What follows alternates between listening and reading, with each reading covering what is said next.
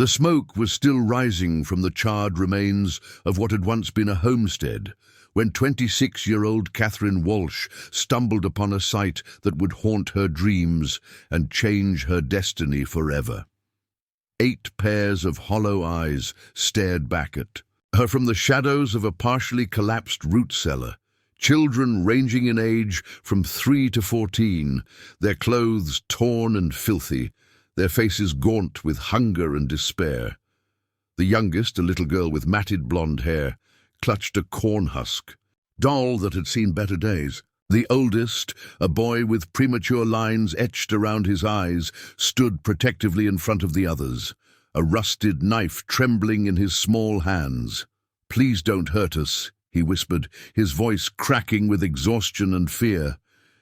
Catherine's heart shattered in that moment. She had traveled 1,200 miles from Pennsylvania to marry a rancher named Samuel Morrison in the Nebraska Territory, only to find his homestead burned to ash and her intended husband nowhere to be found. Now she faced 8 orphaned souls who would die without her help, and she had barely enough supplies to keep herself alive through the approaching winter. But this moment of discovery was still 3 days in Catherine's future. 3 days earlier, she'd been filled with hope and nervous excitement, believing she was traveling toward a secure future with a kind man who had promised her a home, a family, and a chance at happiness she had never known. Before we jump back, tell us where you're tuning in from, and if this story touches you, make sure you're subscribed, because tomorrow I've saved something extra special for you. 3 days earlier, Catherine Walsh had pressed her face against the grimy window of the Union Pacific Railroad car, watching the endless Nebraska prairie roll past in waves of golden grass that seemed to stretch to the very edge of the earth. The September sun beat down mercilessly on the train, turning the passenger car into a sweltering oven that made her heavy traveling dress cling uncomfortably to her skin. She clutched Samuel Morrison's most recent letter in her sweating palm, though she had memorized every word during the long journey from Philadelphia. His handwriting was careful and deliberate, speaking of a man who took his time with important matters. "My dear Catherine," it began, "I count the days until September 18th when you will arrive at the Kearney station. I have spent these months preparing our home for your arrival, expanding the cabin to include a proper bedroom and adding a kitchen garden where you can grow herbs and vegetables. The prairie can be harsh, but it rewards those who work hard and treat it with respect." Catherine had read those words hundreds of times during her journey west, finding comfort in Samuel's obvious sincerity and practical approach to their upcoming marriage. Unlike many of the crude advertisements she had seen in the Philadelphia newspapers, Samuel's notice had been thoughtful and respectful. "Established homesteader in Nebraska Territory seeks intelligent woman of good character for marriage. Must be willing to embrace frontier life and share in building something lasting. No drinkers, gamblers, or those seeking easy fortune. Serious inquiries only." The correspondence that followed had revealed a man of 34 who had spent 6 years carving a life out of the Nebraska wilderness. Samuel wrote about his small herd of cattle, his hopes for expanding into wheat farming, and his deep loneliness in a land where the nearest neighbor was 8 miles away. He was honest about the hardships, the brutal winters, the constant wind, the isolation that could drive people to madness. But he also wrote with genuine love for the wide open spaces and the satisfaction of building something permanent in a country that was still finding its shape. Catherine had answered his advertisement out of desperation rather than romance. At 26, she was considered a spinster by Philadelphia society, too old and too poor to attract a husband among the city's established families.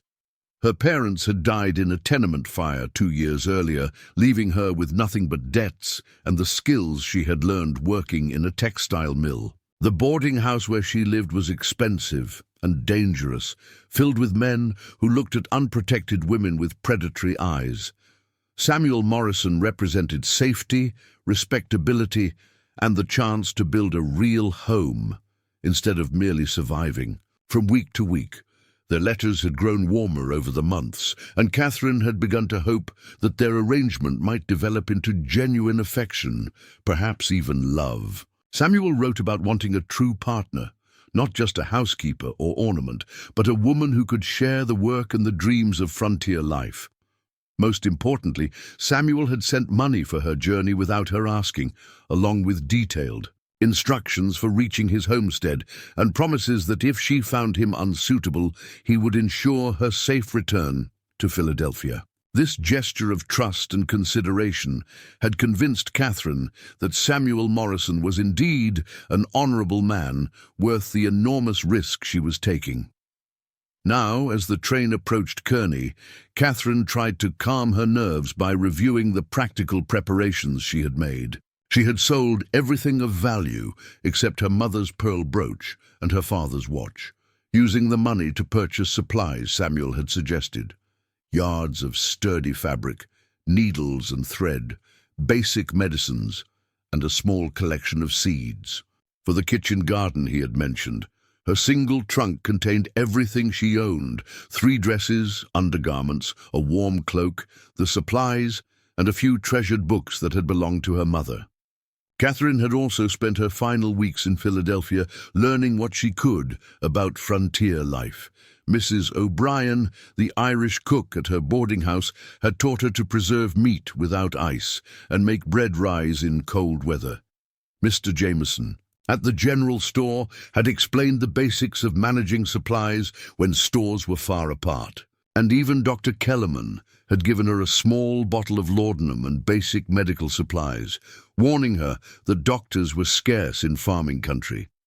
But all the preparation in the world couldn't quiet the fundamental questions that haunted Catherine, as mile after mile of strange country rolled past her window. What if Samuel Morrison was not the kind man his letters suggested? What if the prairie was harsher than she could endure? What if she had made a terrible mistake in leaving everything familiar for a life with a man she had never met? Catherine had seen other women make desperate choices in Philadelphia. Mary Kowalski had married a widower with 7 children who treated her like an unpaid servant. Sarah Murphy had accepted work in a factory where dangerous conditions killed or maimed workers regularly. Catherine herself had faced the prospect of eventual destitution as her looks faded and her opportunities dwindled in a city that offered few chances for women without family or fortune. Marriage to Samuel Morrison represented her one real opportunity for a different life, but it required betting everything on a man she knew only through words on paper. He could be cruel, dishonest, or simply incompatible with her temperament. The Nebraska territory could be more brutal than she imagined, the isolation more crushing than liberating. She might find herself trapped in a life worse than the one she was leaving, with no resources to escape and no way home. Yet, as the train crossed into Nebraska and the landscape began to open up in ways Catherine had never experienced, she felt a surprising sense of liberation. For the first time in her adult life, she was making an active choice about her future, instead of simply accepting whatever circumstances presented themselves. She was not merely surviving from week to week, but actively pursuing a vision of the life she wanted to live. Samuel's letters had revealed a man who read books, who thought deeply about the land and his place in it, who wanted a wife he could, and talked to about more than household duties.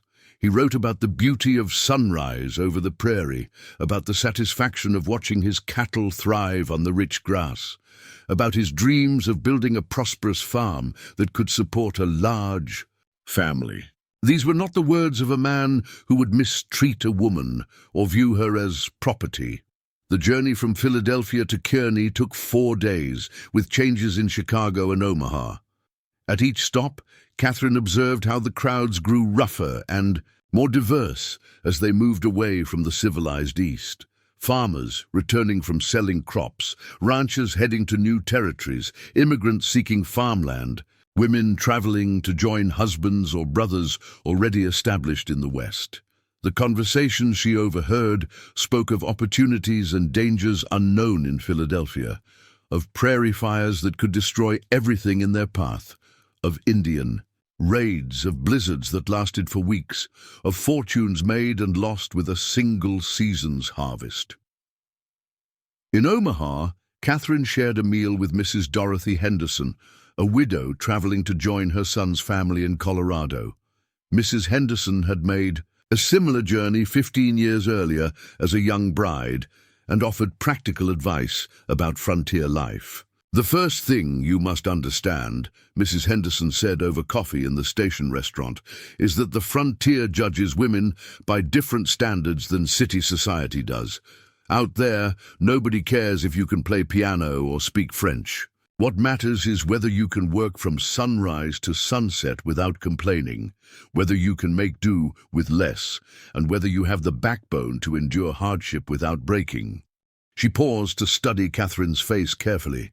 "You have an honest face and capable hands. That will serve you well. But the real test is whether you can adapt your thinking as quickly as your circumstances. The West changes people usually, for the better if they let it." Catherine absorbed this wisdom, noting how Mrs. Henderson carried herself with a quiet confidence that spoke of hard-won experience. This was what she wanted to become. Not merely a survivor, but a woman shaped by challenge into something stronger than she had been. As the train pulled into Kearney Station, Catherine's nervousness intensified. In less than an hour, she would meet the man who might become her husband, see the home that might become hers, and begin a life that would either fulfill her dreams or destroy them. She had no way of knowing which outcome awaited her, but she faced that uncertainty with growing determination. Whatever Samuel Morrison proved to be, whatever challenges the Nebraska Territory presented, Catherine Walsh was ready to meet them on her own terms. She had left Philadelphia as a woman with few options. She would enter Kearney as a woman prepared to fight for her future. The train whistle announced their arrival as the frontier town came into view, a collection of wooden buildings scattered along the railroad tracks, surrounded by an ocean of grass that stretched to the horizon. Smoke rose from chimneys, and Catherine could see men working around livestock corrals and loading freight wagons. It looked crude and temporary compared to Philadelphia, but it also looked alive with possibility. As she gathered her belongings and prepared to step into her new life, Catherine thought of Samuel's promise in his letters that they would build something lasting together on the prairie. Whether that promise would be kept remained to be seen, but she was ready to find out. The conductor called Kearney, and Catherine Walsh stepped from the train into the dry Nebraska air, her future stretching ahead of her like the vast prairie sky. But the wooden platform of Kearney's railroad station was smaller and rougher than Catherine had expected. As she stepped down with her traveling bag, the endless wind that characterized the Nebraska prairie hit her immediately, tugging at her skirts and threatening to lift her carefully pinned hat from her head. She looked around the small crowd, gathered around the train, searching for Samuel Morrison's face among the weathered farmers and ranchers who had come to collect supplies and passengers. Samuel had described himself as tall, with brown hair and a beard, wearing a blue shirt and dark hat when he met her train. But as Catherine scanned the faces around her, no one stepped forward with the warm smile of recognition she had expected. No established homesteader approached to claim his mail-order bride. Catherine stood alone on the platform as the train prepared to continue its journey west, her confidence beginning to waver. She approached the station agent, a thin man with a grey mustache who was checking papers at a wooden desk. "Excuse me, sir. I'm looking for Samuel Morrison. He was supposed to meet the afternoon train." The agent looked up with sharp eyes that seemed to assess her instantly. "Sam Morrison. Haven't seen him today, miss," Though that could mean anything, Sam's place is a fair distance out of town, and sometimes farming doesn't follow train schedules. Catherine felt the first stirring of unease. Samuel's letter had been specific about meeting the September 18th train. How far is his homestead? Could something have delayed him? Oh, maybe 12, 15 miles northeast along Plum Creek. Could be any number of things kept him away. Sick livestock, equipment problems, early harvest work. Prairie farming doesn't stop for much of anything. The agent returned to his paperwork, dismissing her concerns with the casual indifference of someone who had seen many disappointed travelers. Catherine walked to the edge of the platform and looked out over the town and the vast grassland beyond. Kearney was larger than she had imagined from Samuel's descriptions, with perhaps 1,500 residents scattered along the main street. The town bustled with activity, freight wagons hauling supplies, riders coming and going, and the constant sound of construction that marked a growing community. But the settlement had a temporary, almost desperate quality that unsettled Catherine. Most buildings were simple wooden structures that looked like they could be abandoned at a moment's notice if circumstances changed. As the afternoon lengthened and Samuel failed to appear, Catherine's unease deepened into real worry. She had nowhere to go and limited funds for unexpected delays. Her travel money was carefully calculated to get her to Kearney with only a small reserve for emergencies. An extended stay in a hotel would quickly exhaust her resources. She approached a woman loading supplies into a wagon outside the general store. The woman was perhaps 35, dressed in practical calico and denim, with work-hardened hands and the direct manner of someone accustomed to frontier life. "Excuse me, ma'am. I'm Catherine Walsh, and I'm looking for Samuel Morrison. Do you know him?" The woman straightened and studied Catherine with curiosity. "Of course I know Sam. I'm Janet Parker. My husband Tom and I have the spread about 6 miles from Sam's place. You must be the bride he's been expecting." Relief flooded through Catherine. Finally, someone who knew Samuel and could help her understand the situation. "Yes, I am. He was supposed to meet my train, but he didn't show up. I'm beginning to worry something might be wrong." Janet's expression grew troubled. "That's not like Sam at all. He's reliable as clockwork, and he's been talking about your arrival for weeks. Been working on his cabin every spare minute, getting everything ready." She paused, clearly concerned. "Let me finish loading these supplies, and Tom and I will ride out to check on him. You can wait at the hotel." "How long would that take?" Catherine asked, though she was grateful for any help. "Hotel's decent enough. Mrs. Crawford runs it properly. As for checking on Sam, it's a hard ride there and back. Might not be back until tomorrow morning." Janet studied Catherine's anxious face. "Don't look so scared, honey. This is rough country. But Sam Morrison's a good man. If he's not here, there's a solid reason." The Kearney Hotel was a 2-story frame building that advertised clean rooms and good meals in peeling paint across its front. Mrs. Crawford, a stout woman with graying hair pulled back in a practical bun, welcomed Catherine warmly once she explained her situation. "Mr. Morrison, yes, he's mentioned you several times when he's been in town. Always asking about what supplies a lady might need. What would make his place more comfortable for a wife? Don't you worry, dear. Something's just held him up."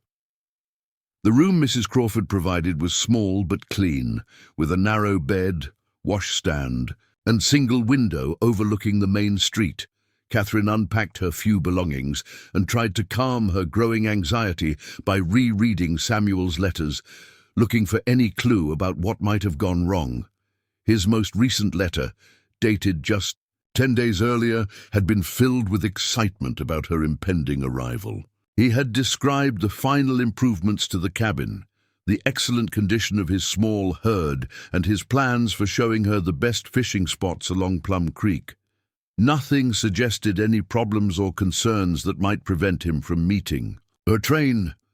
As evening fell over Kearney, Catherine stood at her window watching the town settle into night. Oil lamps flickered in windows, and the sounds of the day gave way to music and conversation from the saloon down the street.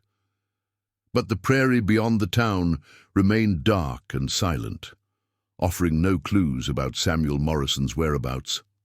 She tried to eat the dinner Mrs. Crawford brought to her room, but worry had destroyed her appetite. Every scenario she imagined seemed worse than the last. Samuel could be injured, dealing with some crisis on his homestead, or facing problems he hadn't mentioned in his letters. Worse possibilities lurked at the edges of her mind. What if he had changed his mind about marrying her?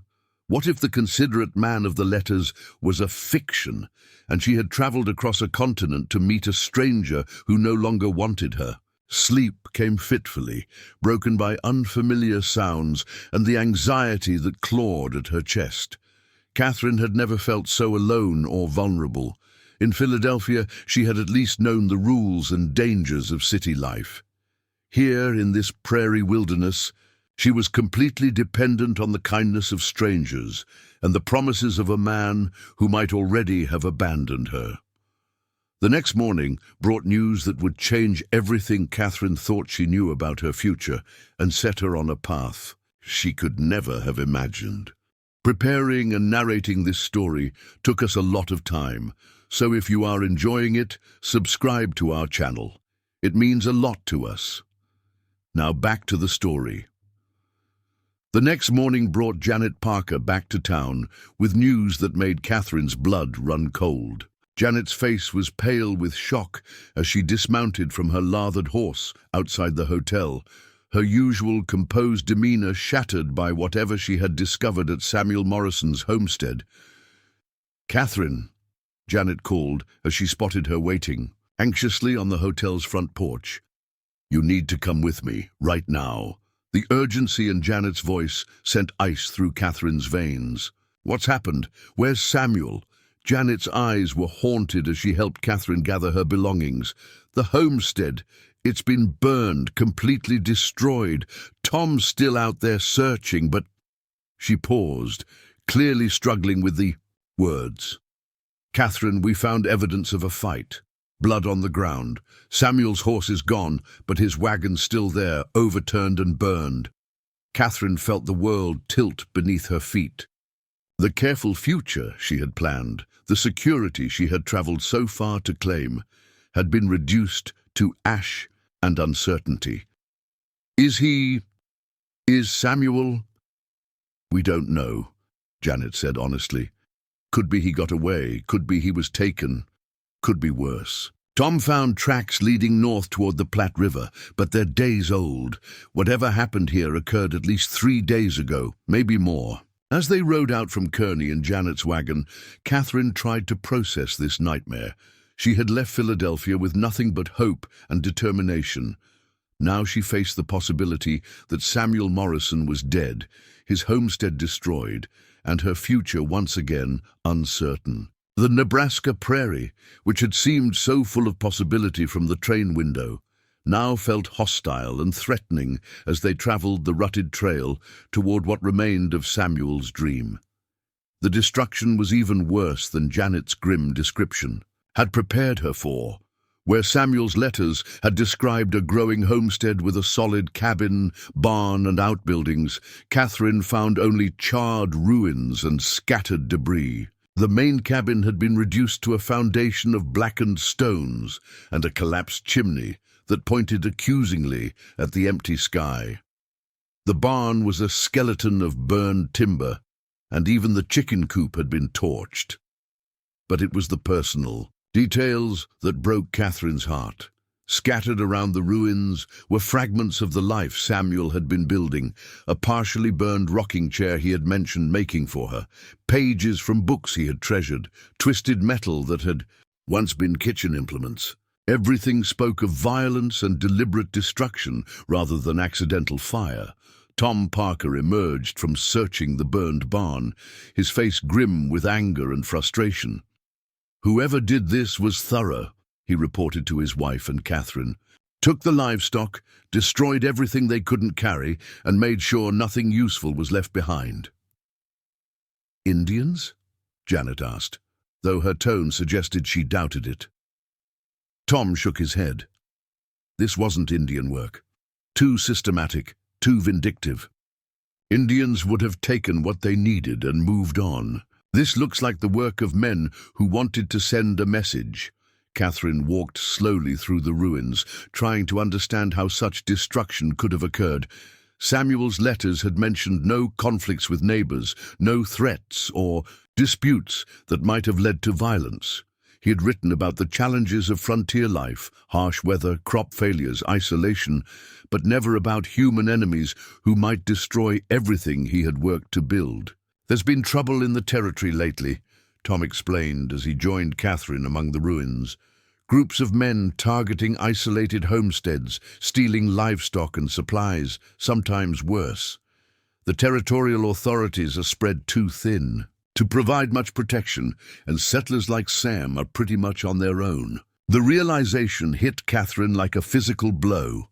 Samuel Morrison hadn't simply disappeared or changed his mind about their marriage. He had been the victim of organized criminals who preyed on isolated settlers. Whether he was dead or had been taken captive, his carefully planned life had been destroyed by men who viewed other people's dreams as opportunities for theft and violence. "What am I supposed to do now?" Catherine asked, the question escaping before she could stop herself. She had no money for return passage to Philadelphia, no family to wire for help, and no resources to sustain herself in a frontier town where she knew no one. Janet's expression was sympathetic but realistic. "That's a hard question, honey. Tom and I would take you in temporarily, but we've got 5 children of our own and barely enough to get through winter. The hotel's expensive, and work for women is scarce around here." Catherine felt the familiar weight of desperation settling on her shoulders. Once again, she was a woman alone, with limited options and dwindling resources. The pattern that had driven her from Philadelphia seemed to be repeating itself on the Nebraska frontier. But as she stood among the ruins of Samuel's dreams, something inside Catherine began to harden rather than break. She had not traveled 200 miles and risked everything she had just to give up at the first sign of adversity. Samuel Morrison might be gone, but his vision of building something lasting on the prairie resonated with her more strongly than ever. "I want to search the area more thoroughly," Catherine announced, surprising both Tom and Janet. If Samuel escaped, he might have left signs. If he was taken, there might be clues about where or by whom, and if he's... She couldn't finish the sentence, but her meaning was clear. Tom looked skeptical. "Catherine, we've been over this ground pretty carefully. The trail's cold, and tracking isn't really—" "I'm not talking about tracking," Catherine interrupted. "I'm talking about looking at this place the way someone who lived here would look at it. Samuel wrote to me about every building, every improvement, every corner of this homestead. If he had time to hide anything or leave any kind of message, I might recognize what you've missed." It was a desperate hope, but it was better than passive acceptance of disaster. Catherine began a systematic examination of the ruins, looking for anything that seemed out of place or inconsistent with Samuel's descriptions of his property. Most of what she found only deepened her understanding of the violence that had occurred here. Bullet holes in the remaining timber, signs of a desperate fight, evidence that the destruction had been both thorough and deliberate. But as the afternoon sun began to slant low across the prairie, Catherine noticed something that made her heart race with sudden hope. Near the ruins of what had been Samuel's workshop, partially concealed by fallen timber and debris, was a wooden root cellar that appeared to have escaped the fire. The heavy wooden door was slightly ajar, and fresh scratches in the dirt around. The entrance suggested recent use. "Tom!" Catherine called, her voice tight with excitement. "Come look at this!" Tom and Janet hurried over as Catherine carefully pulled open the cellar door. The space below was dark and musty, but dry, and apparently untouched by the fire above. Catherine could make out shelves lined with preserved foods, tools, and supplies that Samuel had stored for winter. But it was the sounds that made Catherine's breath catch in her throat, soft whimpering and the shuffle of movement in the darkness. Below, something was alive down there, hiding in the shadows. "Hello?" Catherine called gently, her heart pounding. "Is someone there? It's safe now. We're here to help." The response came as a whisper so faint she almost missed it. "Please don't hurt us. We haven't done anything wrong." Catherine felt tears spring to her eyes as she realized what they had found. "Children?" she breathed to Tom and Janet. "There are children down there." Tom immediately climbed down into the cellar, his voice gentle but urgent. "It's all right, kids. We're friends. Nobody's going to hurt you. Come on up where we can see you." What emerged from that dark cellar would be burned into Catherine's memory forever. 8 children, ranging in age from what appeared to be about 3 to 14, climbed slowly up the wooden steps into the dying daylight. Their clothes were torn and filthy, their faces gaunt with hunger and marked by exposure to smoke and fear. They moved with the careful wariness of wild animals, ready to bolt at the first sign of danger. The oldest boy, perhaps 14, kept the others behind him as he faced the adults with hollow but defiant eyes. "We didn't steal anything," he said, his voice cracking with exhaustion. "We were just trying to stay alive." Catherine knelt to bring herself to the children's eye level, her heart breaking at the sight of their obvious suffering. "What are your names? How long have you been hiding down there?" The boy looked at her suspiciously, clearly debating whether these new adults could be trusted. "I'm Marcus," he said finally. "These are my brothers and sisters. We've been down there since the bad men came." "How long ago was that?" Janet asked gently, Marcus's face scrunched with the effort of remembering. 3 sleeps, maybe 4. They came at night, shooting and yelling. Ma and Pa told us to hide in the cellar and not come out no matter what we heard." Catherine felt her stomach drop as the full implications became clear. These weren't Samuel's children. They were the offspring of other settlers, probably neighbors, whose homestead had been attacked by the same men who had destroyed Samuel's place. They had been hiding in Samuel's root cellar, surviving on preserved foods and rainwater, waiting for parents who would never return. "Where are your parents now?" Tom asked, though his expression suggested he feared the answer. The youngest child, a little girl with matted blonde hair, began to cry. "They wouldn't wake up," she sobbed. "We tried and tried, but they wouldn't wake up." Marcus put a protective arm around his sister, his own eyes bright with unshed tears. "The bad men hurt them," he said simply. "We buried them as best we could. Before we ran here to hide." Catherine felt a rage building in her chest, unlike anything she had ever experienced. These children had watched their parents murdered, had buried them with their own small hands, and had been surviving in a root cellar for days, with no idea whether help would ever come. The casual cruelty of it was overwhelming. But alongside the rage came something else, a fierce protectiveness that surprised Catherine with its intensity. These 8 orphaned souls needed help that she was uniquely positioned to provide. She had come to Nebraska territory to build a family with Samuel Morrison. That dream was gone, but perhaps she could build a different kind of family from the wreckage. "What are your names?" Catherine asked the other children, her voice steady despite the emotions churning inside her. The introductions came slowly, prompted by Marcus, when the younger ones seemed too frightened to speak. There was Emma, the 3-year-old who clutched her corn-husk doll, twins Jacob and Joshua, about 5 years old, Sarah, perhaps 7, Michael, 9, Rebecca, 11, and Lucy, who looked to be about 12, 8 children who had lost everything, just as Catherine had lost the future she had planned. 8 young lives that would end in starvation or worse if no one took responsibility for them. 8 opportunities to build something meaningful from the ashes of tragedy.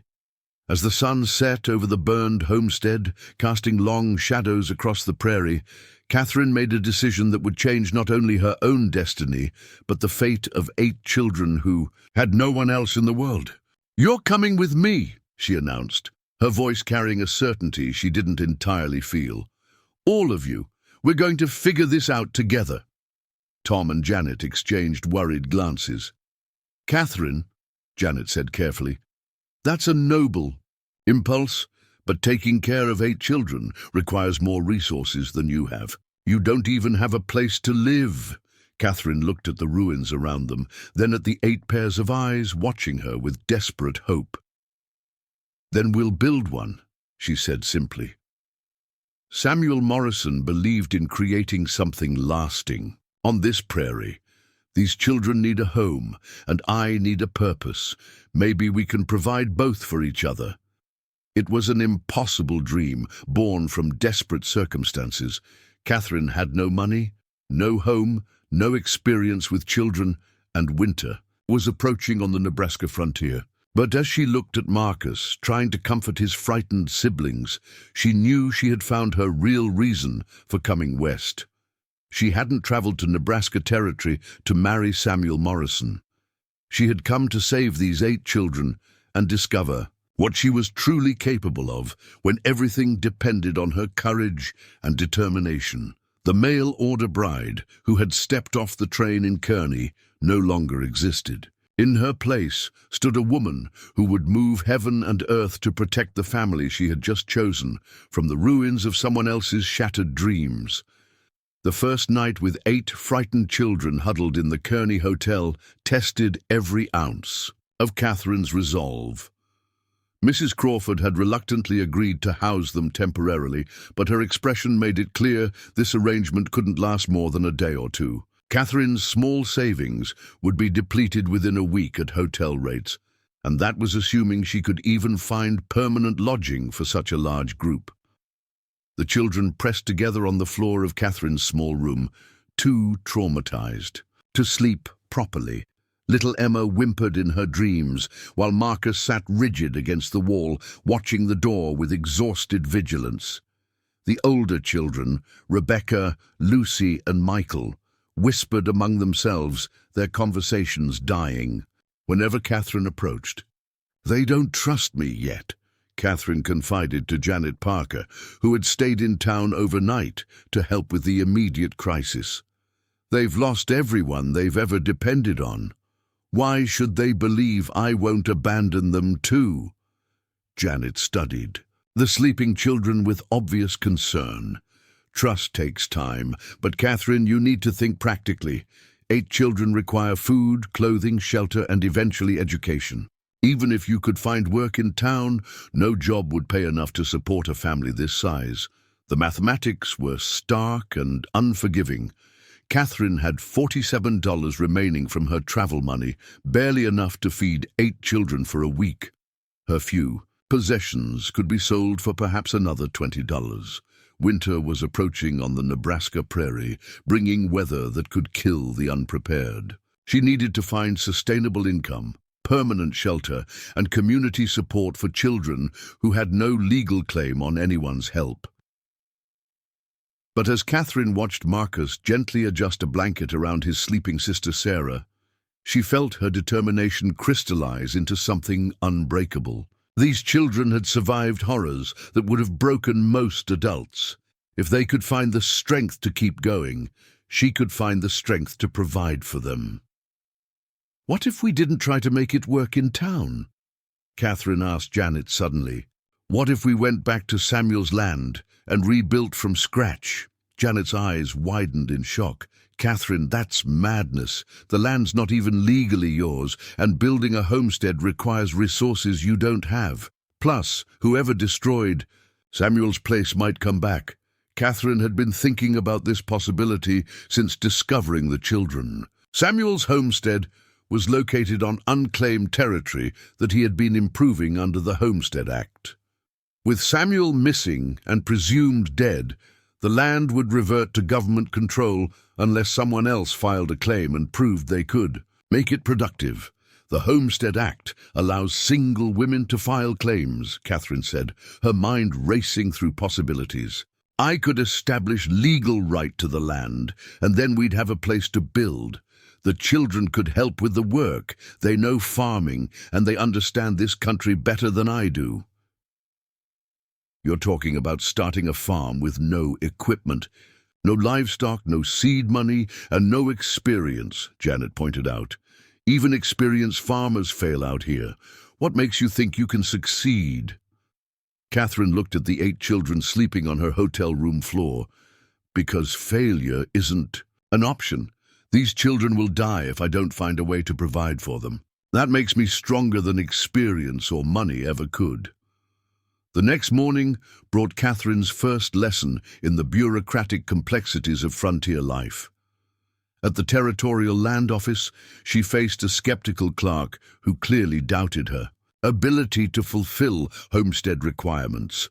Miss Walsh, the clerk said, reviewing her application, homestead law requires you to build a dwelling, cultivate a specified acreage, and live on the land for 5 continuous years. Most single women who attempt this fail within the first winter. What about the improvements Samuel Morrison already made? Catherine asked. Doesn't the root cellar and cleared land count toward the requirements? The clerk consulted his records. Morrison filed his claim but never completed the proving up process. His improvements might reduce your cultivation requirements, but you'd still need to build a proper dwelling and demonstrate productive use of the land. Catherine signed the papers with a steady hand, committing herself to 5 years on the prairie, and success that would require miracles. But as she walked back to the hotel, she began to see possibilities where others saw only obstacles. The older children possessed skills that could be invaluable in establishing a working homestead. Marcus had helped his father with livestock and could identify good grazing areas. Rebecca knew which wild plants were edible and which were dangerous. Lucy could sew and cook, while Michael understood the basics of crop rotation and soil management. We're going back to the burned place, Catherine announced to the children when she returned to the hotel. We're going to build a new home there. The reaction was immediate and mixed. Several of the younger children began crying, while Marcus looked at Catherine as if she had lost her mind. That's where the bad men came, whispered Jacob, one of the 5-year-old twins. They might come. Back! Catherine knelt in front of the frightened boy, taking his small hands in hers. Yes, they might. But Jacob, we can't spend our lives running from what might happen. We need a place to build something good, something that belongs to us. That land is where we can do it. With what? Marcus demanded, his 14-year-old. Skepticism cutting straight to the heart of their challenges. We got no money, no tools, no nothing. How are you planning to build anything? Catherine had been wrestling with the same question, but talking with the children was helping her think through solutions. We start small and build as we go. The root cellar survived the fire. That gives us shelter while we work. There are still usable stones from the foundation, and the territory has plenty of timber if we know where to look. That's not how farming works, Marcus protested. You need seed, livestock, equipment. You need money to buy supplies for winter. People die out there when they're not prepared. Catherine felt the weight of his words, but she also heard something else in Marcus's voice. Fear that masked deeper knowledge. This boy had lived through the violent destruction of everything he had known. His skepticism came not from ignorance, but from painful understanding of how quickly security could be destroyed. Marcus, Catherine said carefully, you know more about surviving on the prairie than I do. Instead of telling me why it won't work, help me figure out how it could work. For a moment, the boy's adult mask slipped, revealing the frightened child underneath, but then his expression grew thoughtful rather than dismissive. Well, Marcus said slowly, there's wild game if you know how to trap it, and the creek that runs through Samuel's land has good water year-round. Ma always said the soil there was rich. That's why Pa wanted to trade for land closer to it. Rebecca, who had been listening quietly, added her own observations. There's wild berries and nuts if you know where to look, and plenty of prairie. Grass for thatch or stuffing mattresses. Catherine felt excitement building as the children began to engage with the problem rather than simply fearing it. These young people possessed knowledge accumulated through years of frontier life. If she could harness their skills and combine them with her own determination, they might actually have a chance. The next week was spent in intensive preparation that tested Catherine's ability to organize complex logistics with limited resources. Tom Parker proved invaluable, helping Catherine purchase basic tools and supplies on credit from sympathetic merchants in Kearney. Janet contributed practical items her own family could spare: cast-iron pots, blankets, preserved foods, and warm clothing the children desperately needed. But the most crucial assistance came from an unexpected source. Dr. William Hayes, Kearney's only physician, approached Catherine after hearing about her plans from Mrs. Crawford. "Miss Walsh," Dr. Hayes said, "I understand you're planning to establish a homestead with these orphaned children." Catherine tensed, expecting another lecture about the impossibility of her plan. "Yes, Dr. Hayes, we're going to make it work." The doctor smiled, surprising her. "I believe you might. I've seen what desperation and determination can accomplish on the frontier. But I have a proposition that could improve your chances considerably." Dr. Hayes explained that he had been looking for someone to establish a way station between Kearney and the scattered homesteads to the northeast. Settlers in that region often needed medical attention but couldn't travel to town, especially during winter months. "If you could provide basic medical care and emergency shelter for travelers, I could pay you a monthly fee and provide medical supplies," Dr. Hayes offered.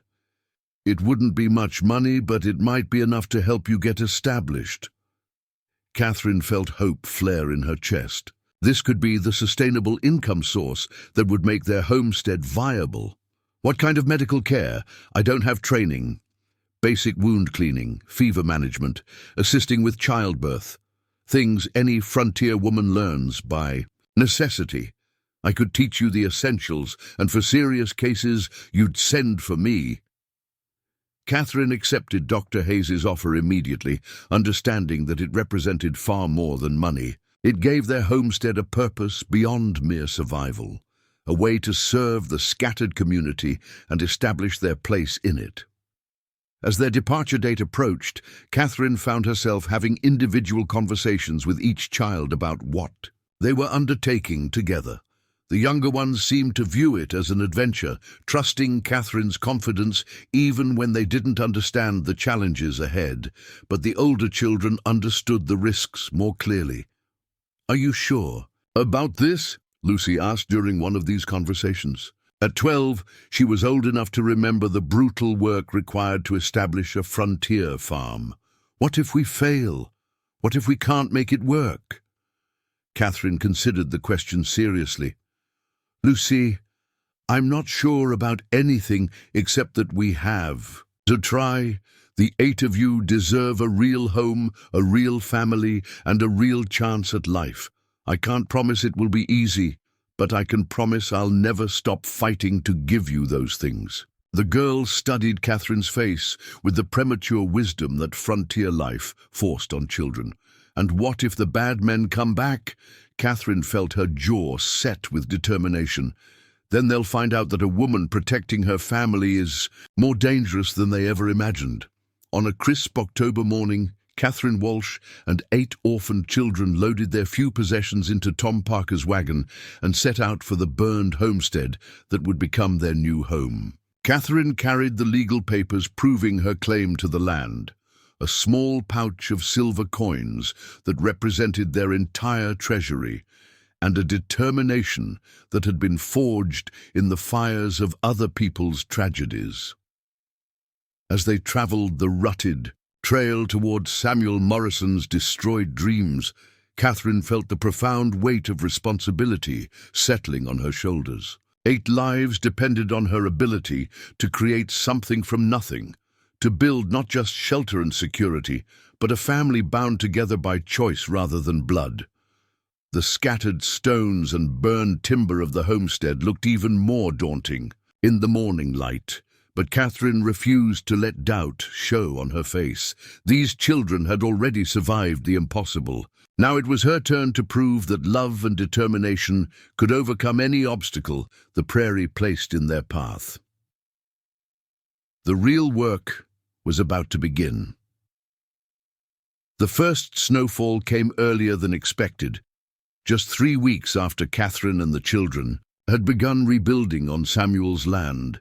Catherine woke to find white crystals dusting the canvas tarp that served as their temporary roof over the enlarged root cellar, and her breath forming clouds in the frigid air. Winter on the Nebraska prairie had arrived with barely enough time to prepare. In those 3 weeks, they had accomplished what seemed impossible. Working from dawn to dusk, the makeshift family had transformed the root cellar from a hiding place into livable quarters for 9 people. Marcus and Michael had proven surprisingly skilled at carpentry, using salvaged lumber to build sleeping platforms along the walls. Rebecca and Lucy had sewn canvas partitions to create privacy, while the younger children had gathered prairie grass for insulation and bedding. Catherine herself had thrown herself into the physical labor with an intensity that surprised everyone, including herself. Her hands, once soft from indoor textile work, were now calloused and strong from hauling stones, splitting wood, and digging drainage trenches around their underground home. The genteel woman who had stepped off the train in Kearney seemed like a stranger from another lifetime.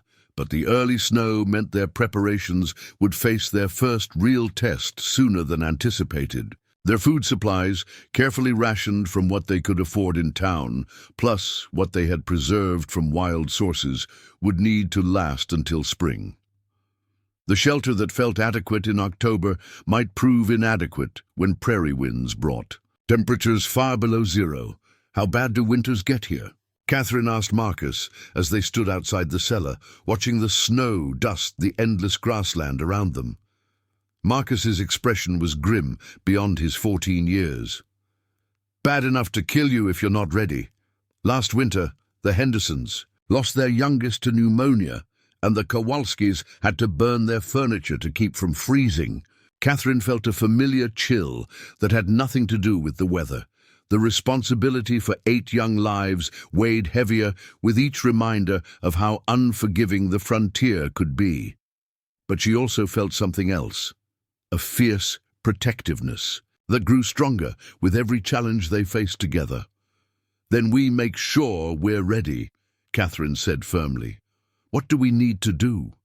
The next few days brought a crash course in winter survival that tested every resource they possessed. Marcus taught Catherine and the older children how to identify the signs of severe weather approaching, while Rebecca showed them which roots and bark could supplement their diet when other food ran low.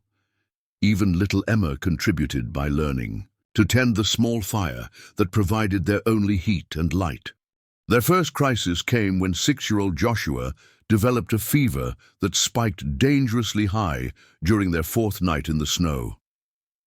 Catherine found herself applying the basic medical training Dr. Hayes had given her, bathing the boy with cool water and forcing fluids down his throat while his twin brother Jacob watched with terrified eyes. "Is Joshua going to die like Ma and Pa?" Jacob whispered, as Catherine checked his brother's temperature for the 10th time that night. Catherine felt her heart break at the question, but she kept her voice steady. "No, Jacob, Joshua is going to be fine because we're going to take care of him properly."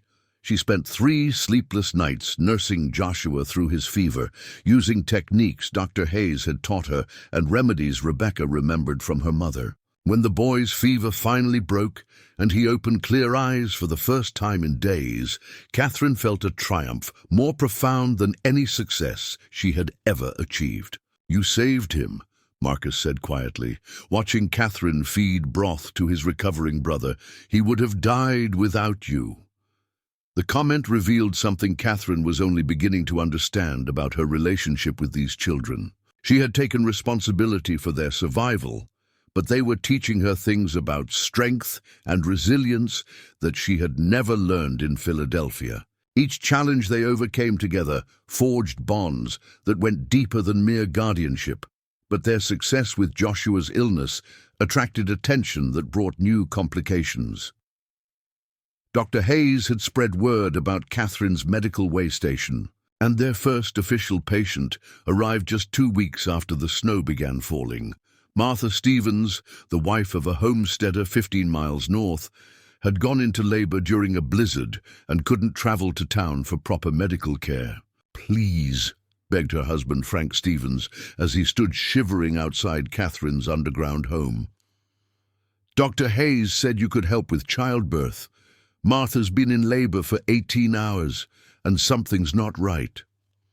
Catherine felt terror grip her chest. Dr. Hayes had taught her the basics of assisting with birth, but she had never actually delivered a baby. The responsibility of 2 lives, mother and child, seemed overwhelming when she was still learning to keep 8 children healthy and fed. But Frank Stevens's desperate eyes reminded Catherine of her own desperation when she had discovered the orphaned children. Someone had to help, and she was the only option available. "Rebecca, get the medical supplies Dr. Hayes left us," Catherine instructed. "Marcus, help Mr. Stevens get his wife down into the cellar. We're going to take care of this." What followed was the longest night of Catherine's life. Martha Stevens was indeed having complications.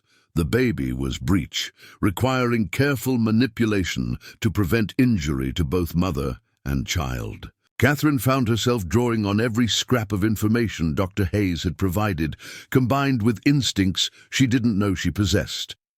The children proved invaluable during the crisis. Rebecca boiled water and prepared clean cloths, while Lucy kept the younger children calm and quiet. Marcus assisted with lifting and positioning, and even 9-year-old Michael helped by maintaining the fire that provided crucial light and warmth.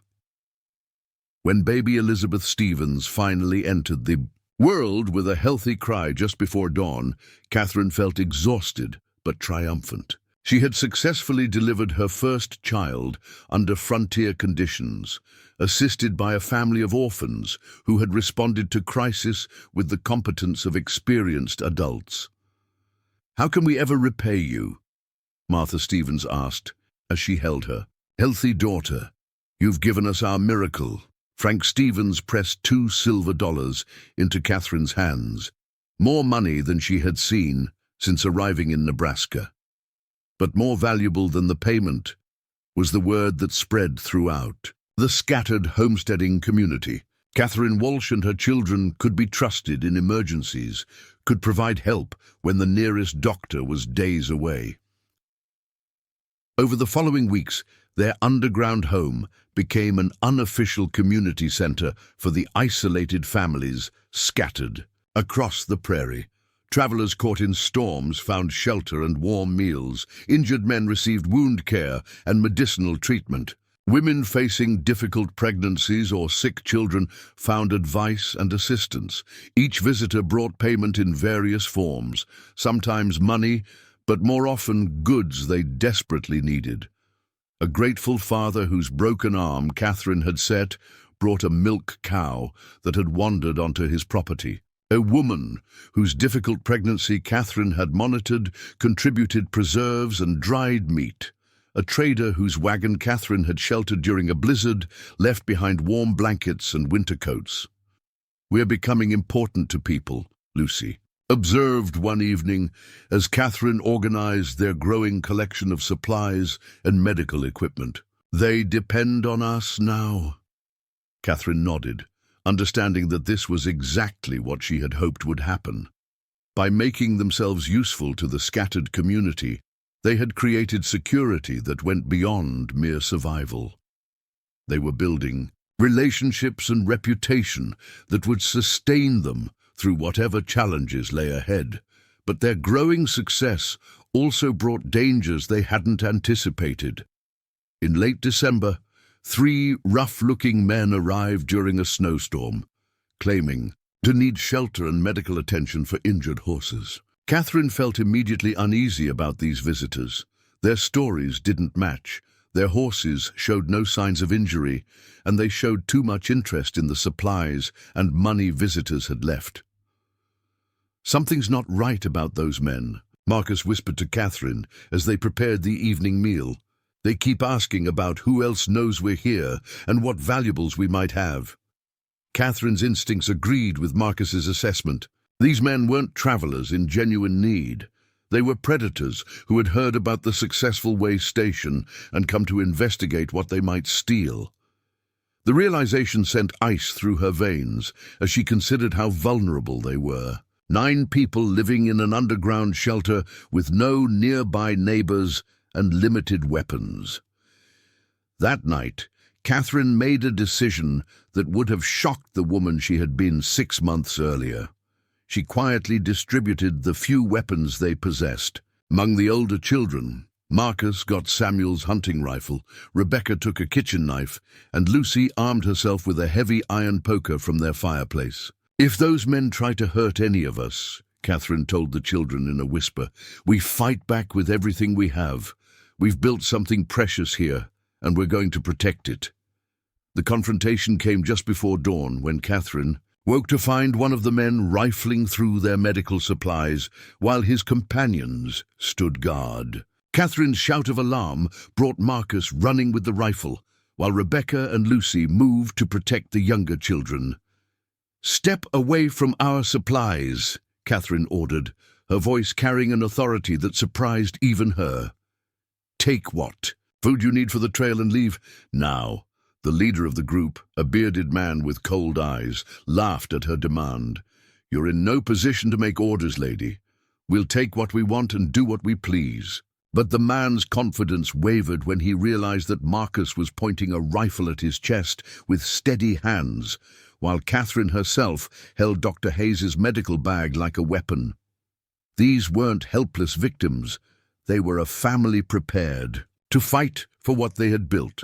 The standoff lasted only minutes before the intruders decided the potential gain wasn't worth the risk. They left quickly, taking only some bread and preserved meat, but Catherine knew they represented a larger threat that would only grow as word of their success spread. "We need better defenses," Catherine told the children after the men had disappeared. "Into the pre-dawn darkness, and we need to be prepared for others like them." As winter deepened and their reputation continued to spread, Catherine realized their success had created new responsibilities and new dangers. They were no longer just struggling to survive. They were building something that needed to be protected and expanded.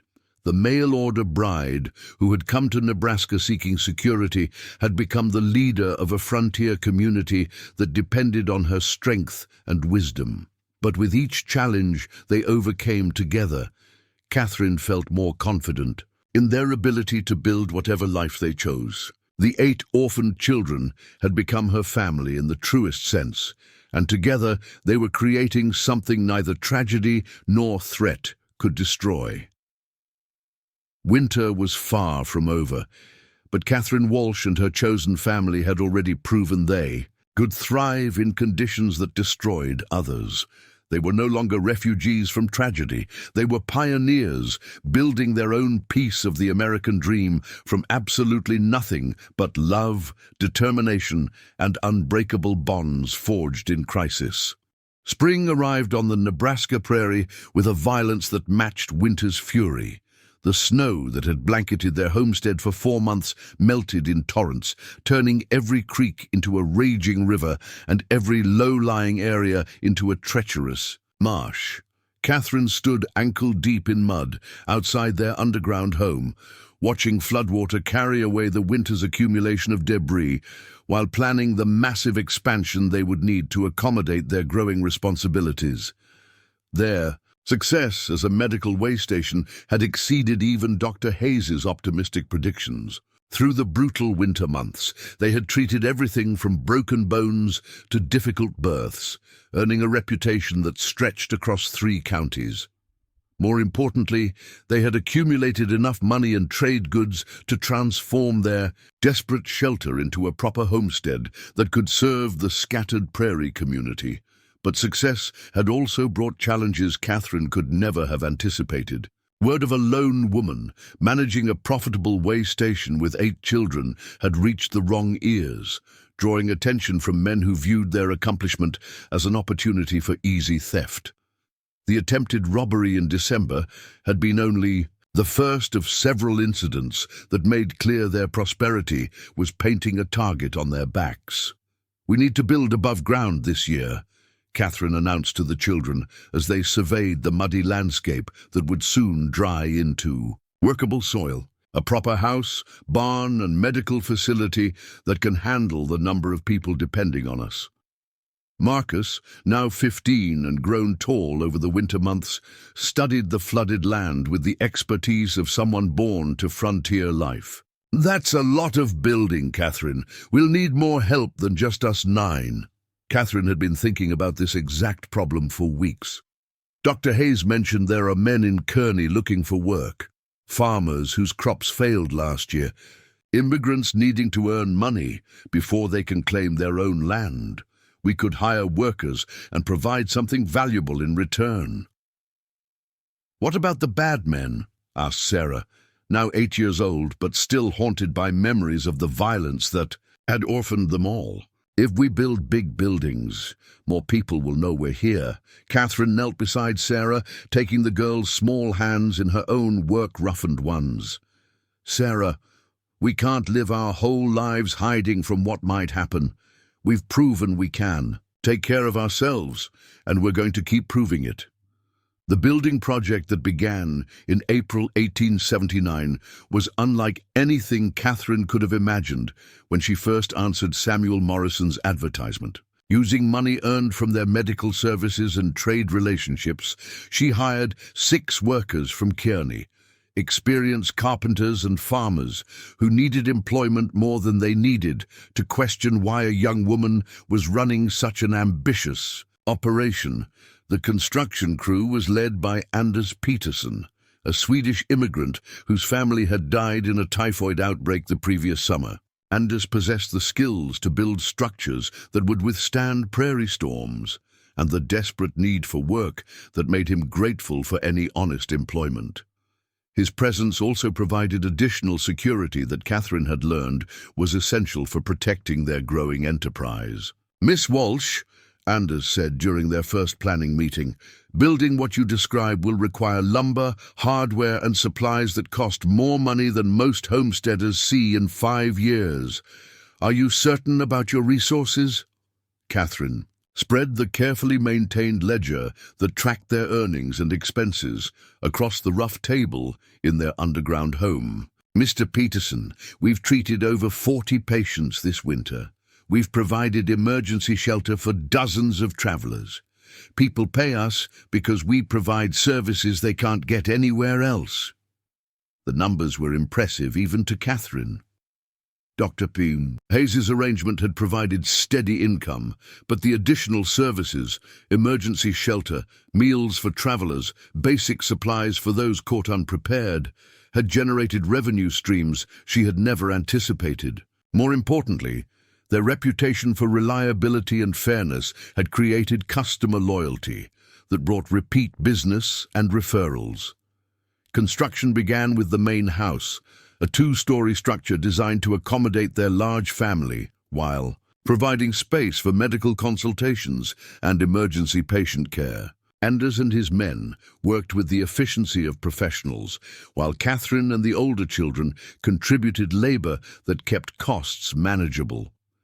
But the most significant development came when Rebecca, now 12 and showing remarkable aptitude for medical work, demonstrated skills that surprised even Dr. Hayes during one of his monthly visits. "Catherine," Dr. Hayes said after watching Rebecca expertly suture a deep cut on a construction worker's hand, "this young woman has natural talent for medicine. With proper training, she could become a genuinely skilled practitioner." The suggestion opened possibilities Catherine had never considered. Rebecca was obviously intelligent and had absorbed every medical technique she had observed over the winter. If she could receive advanced training, she might eventually take over much of the medical work, allowing Catherine to focus on other aspects of their growing operation. "What kind of training?" Catherine asked, though she suspected the answer would be expensive and complicated. "There's a women's medical college in Philadelphia that accepts qualified candidates regardless of their background," Dr. Hayes explained. "The education takes 3 years, but graduates are licensed to practice medicine anywhere in the country." Catherine felt excitement and terror in equal measure. Sending Rebecca to medical school would cost enormous amounts of money and separate their family for years. But it would also provide security and opportunity that could benefit all of them for decades to come. "I want to do it," Rebecca said quietly when Catherine discussed the possibility with her. "I want to learn everything about healing people, and I want to come back here and help our family." The decision to pursue Rebecca's medical education became another driving force behind Catherine's ambitions for their homestead. They would need to generate enough income not only to sustain their current operations, but to fund years of expensive education in a distant city. This financial pressure led Catherine to explore opportunities beyond medical services. The steady stream of travelers passing their way station had revealed demand for other services: mail delivery between isolated homesteads, supply procurement for families too busy or distant to travel to town, even basic banking services for people who didn't trust distant institutions with their money. "We could become the center of everything people need out here," Catherine explained to Marcus and Lucy as they planned the summer's expansion. Not just medical care, but communication, supplies, financial services, everything that makes scattered homesteads feel connected to civilization. The older children embraced these expanded responsibilities with enthusiasm that amazed Catherine. Marcus took charge of supply procurement, riding to Kearney weekly to purchase goods requested by their customers. Lucy managed their growing correspondence service, ensuring that letters and packages reached isolated families who might otherwise wait months for communication with the outside world. Even the younger children found roles in their expanding operation. Michael, now 10, proved gifted at maintaining their livestock and poultry, while Sarah and the twins helped with cooking and cleaning for the travelers who increasingly stayed overnight rather than risking dangerous travel in unfamiliar territory. But their success also intensified the threats they faced from those who preferred stealing to earning. In June, Catherine discovered that organized criminals were systematically targeting successful homesteads throughout the territory, using information gathered from travelers to identify the most profitable opportunities for robbery. The warning came from Frank Stevens, the grateful father whose wife Catherine had helped during that first difficult childbirth. Frank had overheard conversations in a Kearney saloon that made clear Catherine's way station was being discussed as a potential target. "There's men asking detailed questions about your operation," Frank reported during an urgent evening visit. "How many people you got, what kind of defenses, how much money you might have stored. Catherine, they're planning something." Catherine felt the familiar cold determination that had carried her through every crisis since discovering the orphaned children. "How many men? When are they planning to come?" "Could be as many as 8 or 10. Frank's expression was grim. "And soon, maybe within the week. These aren't desperate drifters, Catherine. They're organized criminals who've hit other places successfully." That night, Catherine called a family meeting that would determine whether their growing prosperity survived or was destroyed by those who viewed other people's success as their own opportunity. "We have a choice," Catherine told the 8 children who had become her world. "We can run, abandon everything we've built, and start over somewhere else. Or we can stay and fight for what's ours." The response was immediate and unanimous. Marcus spoke for all of them. "We fight. This is our home and nobody's taking it from us." Catherine felt pride swell in her chest as she looked at the young people who had survived horrors that would have broken most adults. They had learned not just to endure adversity, but to face it with courage and determination. "Then we prepare for war," Catherine said simply, "because that's what this is, a war between people who build and people who destroy, and we're going to show them which side is stronger." The preparations that followed transformed their peaceful homestead into a fortress designed to protect everything they had sacrificed to create. Anders Peterson and his construction crew, who had become genuinely attached to the unusual family, volunteered to stay and help with the defense, despite the obvious danger. "Miss Walsh," Anders said as they planned defensive positions around the new buildings, "my family died from disease, but yours survived because you fought for them. If fighting is what's needed now, then fighting is what we'll do." As Catherine watched the children and workers prepare to defend their home, she realized how completely her life had been transformed. The frightened mail-order bride, who had answered Samuel Morrison's advertisement 18 months earlier, could never have imagined leading armed resistance against organized criminals. But that woman no longer existed. In her place stood someone who would do anything necessary to protect the family and community she had built from the ashes of other people's tragedies. The 8 orphan children who had trusted her with their lives were about to discover just how fierce a mother's love could be when everything she held dear was threatened. The criminals planning to destroy their world were about to learn that some treasures are protected by forces more dangerous than they ever imagined. The attack came at dawn on July 15, 1879, just as Catherine had anticipated. 10 mounted men emerged from the morning mist like phantoms, spreading out to surround the homestead with the practiced precision of wolves targeting their prey. Catherine watched them through the reinforced window of the main house, her heart pounding, but her hands steady as she checked the loading of Samuel Morrison's hunting rifle. "Positions, everyone," Catherine called softly to her family. Over the past week, they had drilled these defensive arrangements until every person knew exactly where to go and what to do when the moment arrived. "Remember, we protect each other. First, property second." Marcus took his position at the east window of the second floor, where he could cover the main approach with clear fields of fire. Rebecca crouched behind overturned furniture on the ground floor, medical supplies within, reach for treating any wounded. Lucy shepherded the 4 youngest children into the reinforced root cellar that would serve as their final refuge if the house was breached. Anders Peterson and 3 of his men had positioned themselves in the barn, creating a crossfire that would make any frontal assault costly for the attackers. The other workers had reluctantly accepted Catherine's orders to evacuate to Kearney. She wouldn't risk innocent lives in what was essentially her family's fight for survival.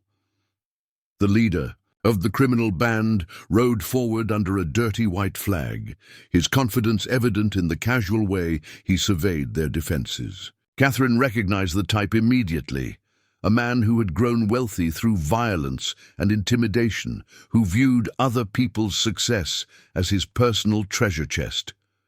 "You in the house?" the man called, his voice carrying the lazy arrogance of someone accustomed to easy victories. "I'm Colonel Wade Morrison, and I'm here to collect what you owe for operating on my territory." Catherine felt cold fury wash through her at the man's audacity. Not only was he planning to rob them, but he was claiming some fictional authority to justify the theft. She stepped onto the front porch, making herself visible while staying within range of defensive cover. "Mr. Morrison," Catherine called back, deliberately refusing to acknowledge his assumed military rank, "you have no authority here. This is legally claimed homestead land, and you're trespassing." The man's face darkened at her defiance. "Lady," "You don't seem to understand your situation. I've got 10 armed men, and you've got a bunch of children and hired help. Hand over your cash box and medical supplies, and maybe we'll let you keep breathing." Catherine felt the weight of responsibility for 9 lives settling on her shoulders, but she also felt something else, absolute certainty that she would never surrender what they had built together. These criminals represented everything she had learned to hate about people who destroyed rather than created, who took rather than earned. "Mr. Morrison," Catherine replied, her voice carrying across the yard with crystal clarity, "you're about to discover that a woman protecting her family is more dangerous than 10 men looking for easy money." The criminal leader's face twisted, with rage at her continued defiance. "Have it your way, lady. Boys, burn them out." What followed was 20 minutes of concentrated violence that tested every preparation Catherine and her family had made. The attackers charged the house from multiple directions, expecting to overwhelm defenders they assumed would be inexperienced and panicked. Instead, they encountered disciplined fire from people fighting for everything they held dear. Marcus's first shot from the upper window dropped one attacker before the man could reach the porch. Anders Peterson and his men opened fire from the barn, forcing 3 more criminals to seek cover behind the wagon they had intended to use for hauling away stolen goods. Catherine herself accounted for 2 attackers who tried to breach the back. A door, her accuracy reflecting months of practice that had transformed her from helpless city woman into deadly frontier defender. But the most crucial moment came when Rebecca demonstrated courage that left Catherine breathless with pride and terror. When one of the attackers managed to break through a ground-floor window, Rebecca didn't flee to the cellar as planned. Instead, she grabbed a heavy iron pan and struck the intruder with enough force to knock him unconscious, then calmly began applying medical treatment to a graze wound on her own arm. "The girl hit me," the dazed criminal mumbled as Rebecca efficiently bandaged her injury. "She was supposed to run." "That's what you get for underestimating frontier women," Rebecca replied matter-of-factly, her voice steady despite the violence raging around them. The turning point came when Colonel Morrison himself attempted to reach the house by charging directly through the defensive crossfire. Catherine found herself face to face with the man who had come to destroy everything she had built, and she felt no hesitation as she aimed Samuel's rifle at his chest. "This is for every family you've destroyed," Catherine said quietly, and pulled the trigger. The shot took Morrison in the shoulder, spinning him from his horse and sending him crashing into the mud of their yard. With their leader wounded and 3 of their number dead or disabled, the remaining attackers lost their appetite for what had turned into a genuine battle rather than an easy robbery. "Morrison's down," one of the criminals shouted. "This wasn't supposed to be a war." Within minutes, the surviving attackers were fleeing across the prairie, abandoning their wounded leader and dead companions in their haste to escape. Catherine found herself standing in her doorway, rifle still smoking, watching the destruction and chaos that surrounded her home. But the homestead still stood. Her family was alive and largely uninjured. The criminals had been defeated by people they had expected to victimize easily. Catherine felt grim satisfaction rather than celebration. This victory had been necessary, but it had also been a harsh reminder of how quickly violence could shatter everything they had worked to build. "Is everyone all right?" Catherine called as her family and defenders began emerging from their positions. The casualties were remarkably light, considering the intensity of the battle. Rebecca's graze wound was superficial. One of Anders's men had taken a bullet through his leg that would heal cleanly, and Marcus had minor cuts from flying glass. Against 10 armed attackers, they had suffered no deaths and only minor injuries. Colonel Morrison himself lay wounded, but conscious in their yard, glaring at Catherine with undimmed hatred despite his defeat. "This isn't over," he snarled as Rebecca began treating his shoulder wound with professional competence. "There's others who'll come for what you've got." Catherine knelt beside the wounded criminal, her voice calm, but carrying undertones that made him shrink back involuntarily. "Let them come. Word will spread about what happened here today. Every criminal in the territory will know that the Walsh homestead is defended by people who shoot back." Dr. Hayes arrived that afternoon, drawn by reports of gunfire that had reached town through travelers who witnessed the battle's aftermath. His examination of the wounded confirmed that Rebecca's medical skills had prevented any life-threatening complications, but his real focus was on the implications of what had occurred. "Catherine," Dr. Hayes said as they surveyed the bullet holes and battle damage around the homestead, "you've accomplished something remarkable here. This attack was meant to destroy you, but instead it's proven that ordinary people can successfully defend themselves against organized criminals."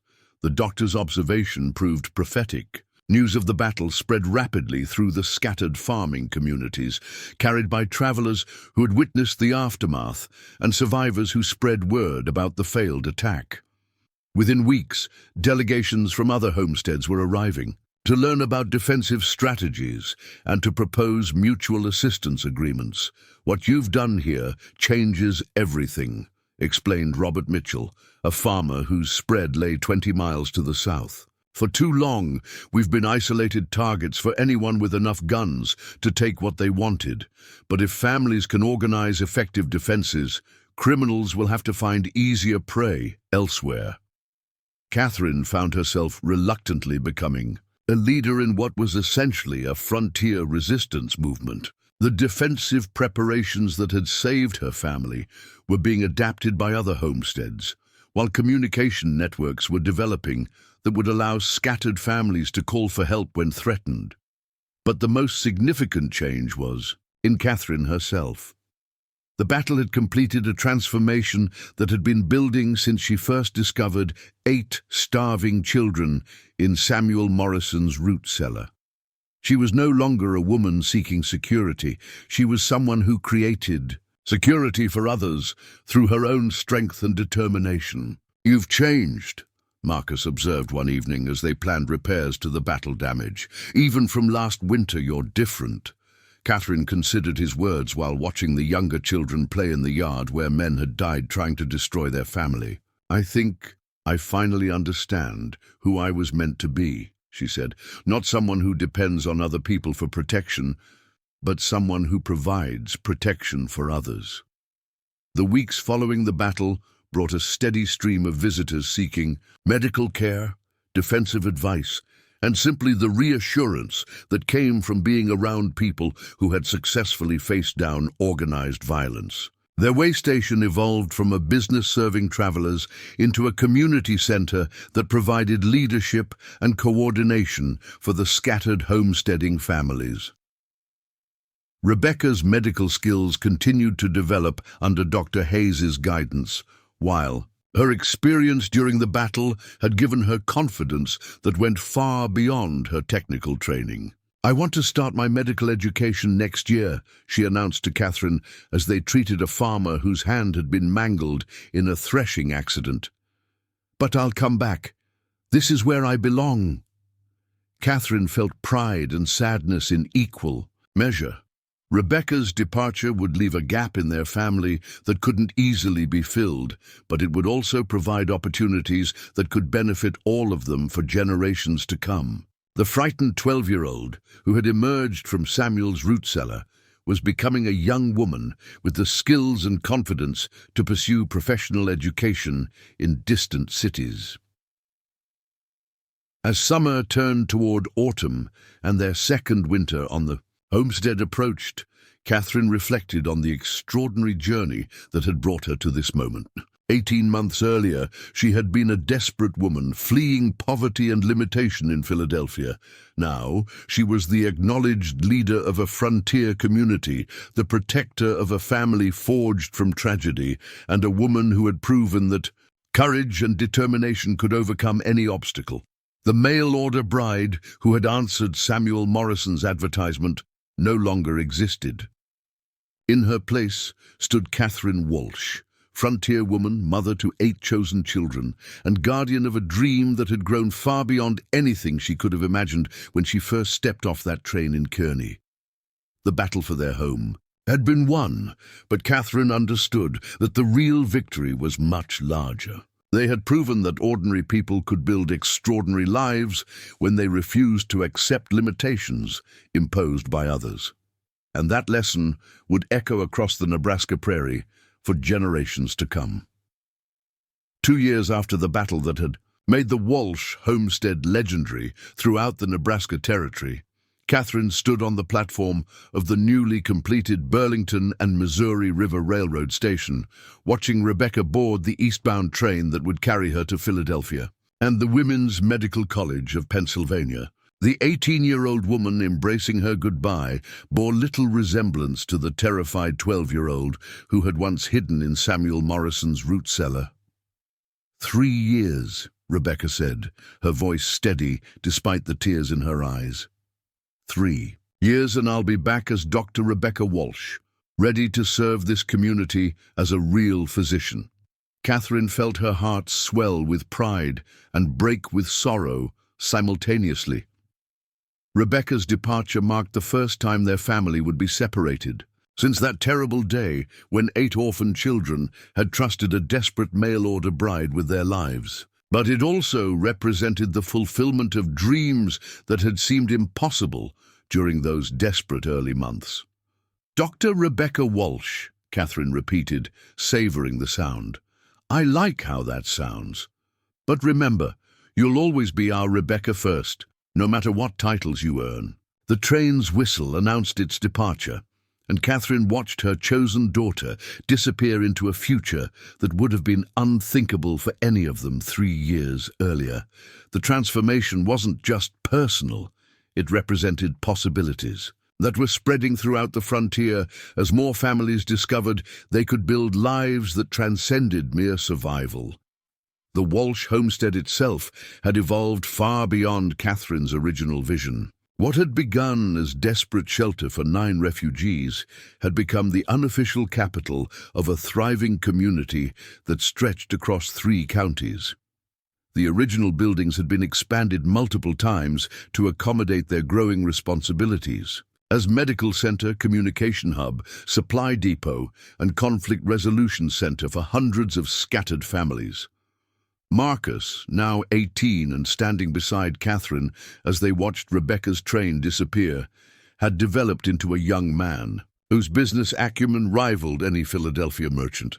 The supply contracts for the military fort will bring in enough money to fund Rebecca's entire education, he reported, consulting the detailed ledgers that tracked their increasingly complex financial operations.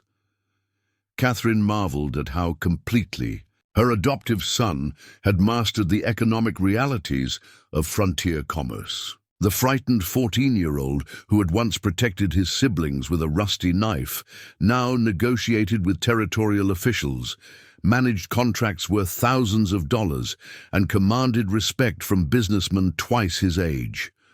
What about the territorial legislature's proposal? Catherine asked as they walked back toward their buggy. The territorial government had approached Catherine about establishing a formal medical district with her homestead as its administrative center, complete with government funding and official recognition. Marcus's expression grew thoughtful. They're offering substantial money and legal authority, but they also want control over how we operate. The question is whether official recognition is worth losing our independence.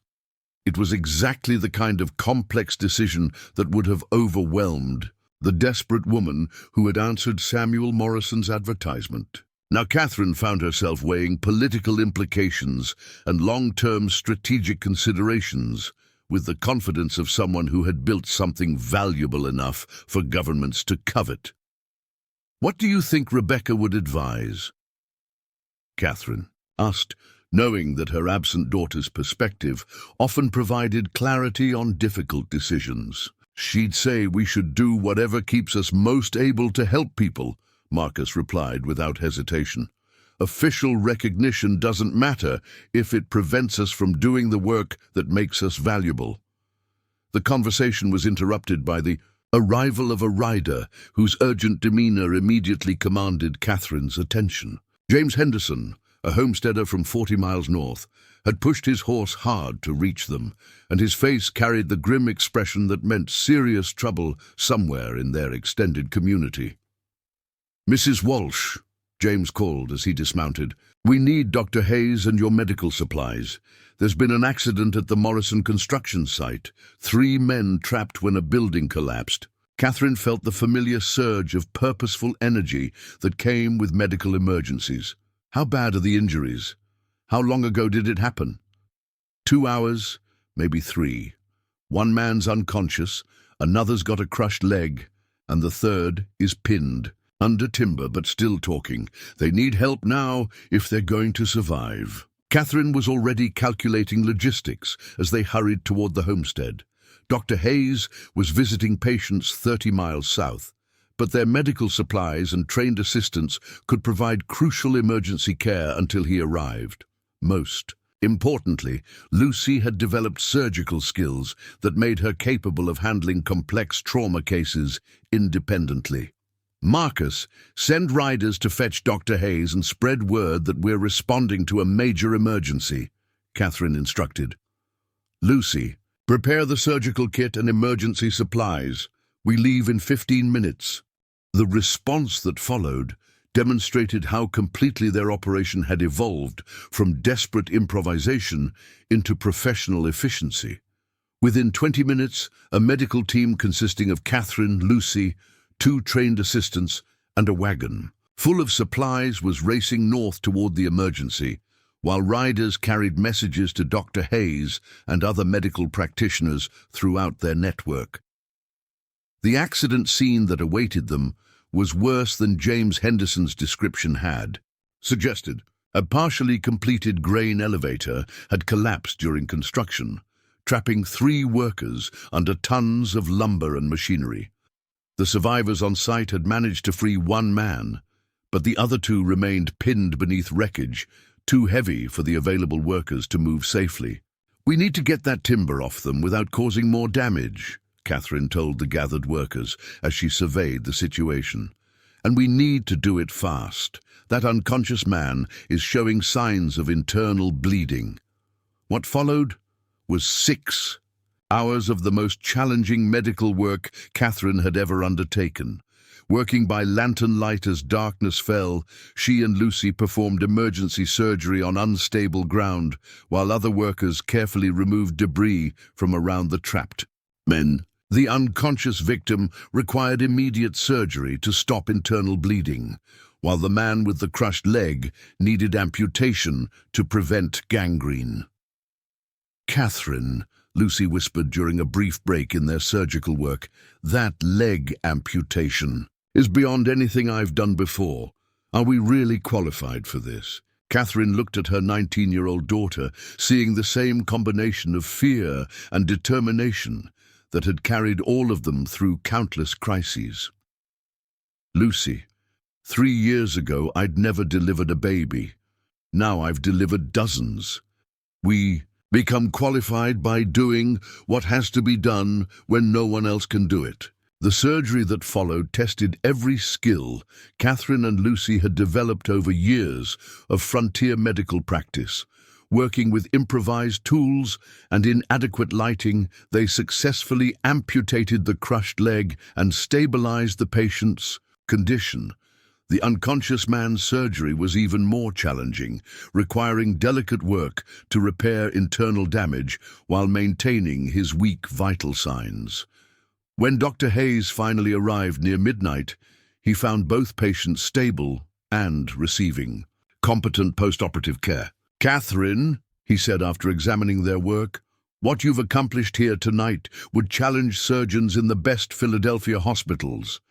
These men are alive because you and Lucy refused to accept limitations." The successful rescue operation reinforced Catherine's growing reputation as the most capable medical practitioner in the territory outside of Dr. Hayes himself. But more importantly, it demonstrated the depth of expertise her family had developed through years of responding to emergencies that would have overwhelmed less determined people. Word of tonight will spread throughout the territory, Dr. Hayes predicted as they prepared to transport the patients to the homestead for extended recovery. You've saved lives that everyone else would have written off as hopeless. As they traveled back through the prairie darkness, Catherine reflected on how completely her understanding of her own capabilities had changed. The woman who had once feared taking responsibility for 8 orphaned children now routinely made life and death decisions for an entire region's population. But the most profound realization came when she understood that her transformation had created a model other. Women throughout the frontier were beginning to follow. Letters arrived weekly from women who had read about her experiences and were attempting similar achievements in their own communities. The desperate mail-order bride who had discovered starving children in a root cellar had inadvertently become a symbol of what was possible when circumstances demanded extraordinary response. "Mrs. Walsh," said Maria Santos, the wife of one of the rescued workers, "you've given our family everything. Our husband and father is alive because you refuse to give up. How can we ever repay such a debt?" Catherine smiled as she adjusted the blankets around the recovering patient. "Mrs. Santos, you repay it by building something good with the life we've helped save. That's how it works out here. We all help each other build lives worth saving." The philosophy that had guided Catherine since that first desperate day in Samuel Morrison's root cellar had evolved into a community ethic that was transforming the scattered homesteads of the Nebraska prairie. Individual survival had given way to collective prosperity based on mutual support and shared expertise. As autumn approached and the homestead prepared for its 4th winter under Catherine's leadership, the transformation seemed complete but ongoing. Rebecca was pursuing medical education that would benefit their community for generations. Marcus was developing business relationships that provided economic security for hundreds of families. Lucy was mastering surgical techniques that made sophisticated medical care available on the frontier. The 8 starving children Catherine had rescued from tragedy had become capable adults who were reshaping their entire region through skills and determination forged in desperate circumstances. The mail-order bride who had sought security had instead created security for countless others. Standing on the porch of the house they had built from the ruins of other people's dreams, Catherine watched the sun set over the prairie that had become home to a community built on the simple principle that everyone deserved a chance to build something better. The real victory wasn't just survival. It was the creation of opportunities that would echo through generations of frontier families who would never have to face alone the challenges that had once seemed insurmountable. 5 years had passed since Dr. Rebecca Walsh returned from Philadelphia to establish the first certified medical practice in the Nebraska Territory outside of Omaha. Standing in the modern surgical facility that had replaced the crude root cellar where 8 starving children had once hidden, Catherine watched her chosen daughter perform a complex operation that would save the life of a territorial judge who had traveled 200 miles seeking her expertise. The transformation was so complete, it seemed like something from a dream. The desperate woman who had answered Samuel Morrison's mail-order bride advertisement 8 years earlier could never have imagined the bustling community that now surrounded the Walsh Medical Center. What had begun as a desperate attempt to keep 8 orphaned children alive had evolved into the foundation of Nebraska's first incorporated town outside the major railroad corridors. The governor's office confirmed the charter, Marcus announced, as he entered Catherine's office with the morning correspondence. Now, 25 and serving as the elected mayor of Walshburg, the town that had grown around their homestead, he carried himself with the confidence of someone who had helped build something unprecedented on the American frontier.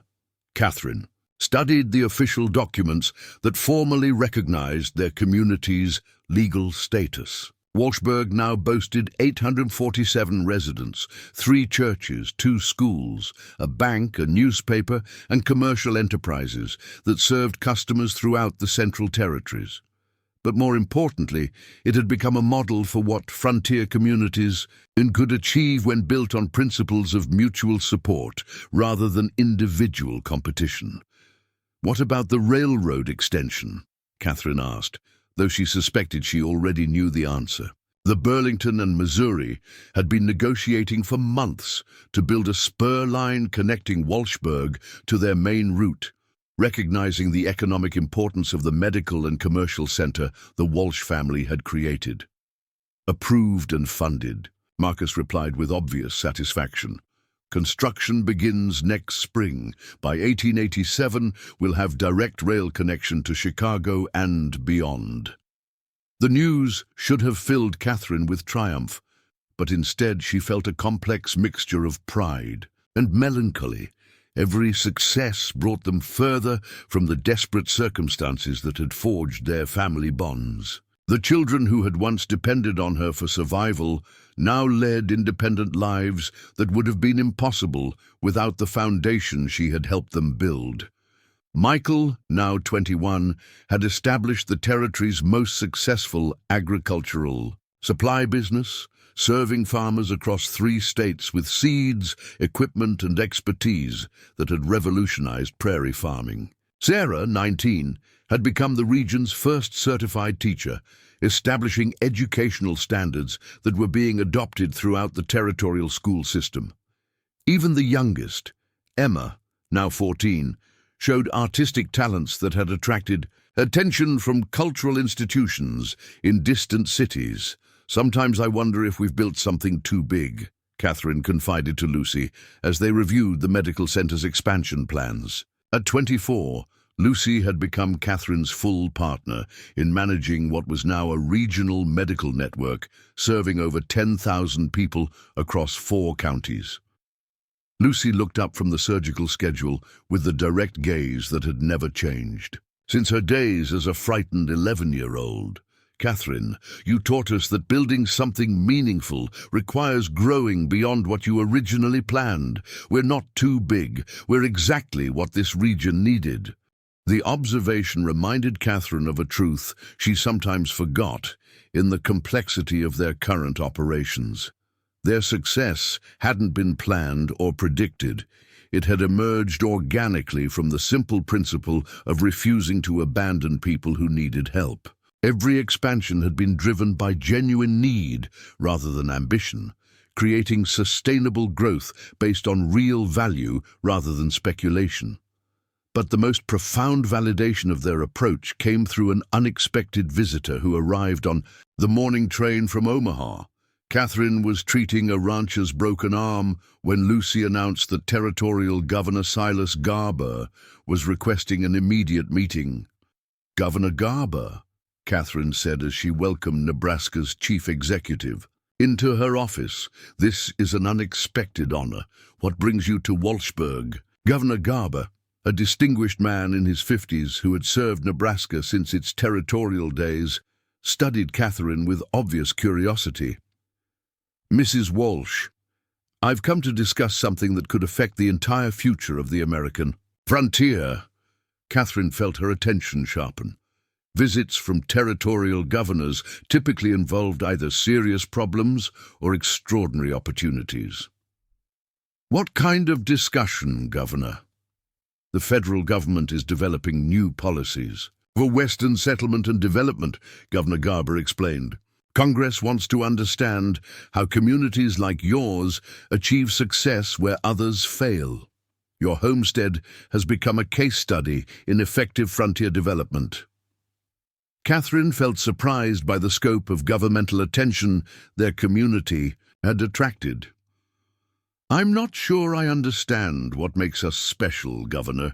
We simply did what was necessary to help people survive and prosper. Governor Garber smiled at her response. Mrs. Walsh, that's exactly what makes you special.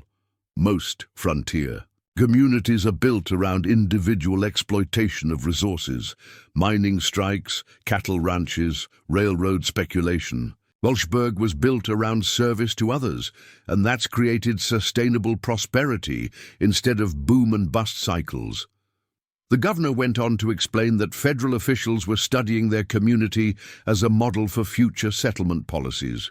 The mutual support networks, the emphasis on education and medical care, the integration of different ethnic and economic groups, all represented approaches that could be replicated throughout the expanding territories. Congress is considering legislation that would provide federal support for communities that adopt your organizational principles, Governor Garber continued.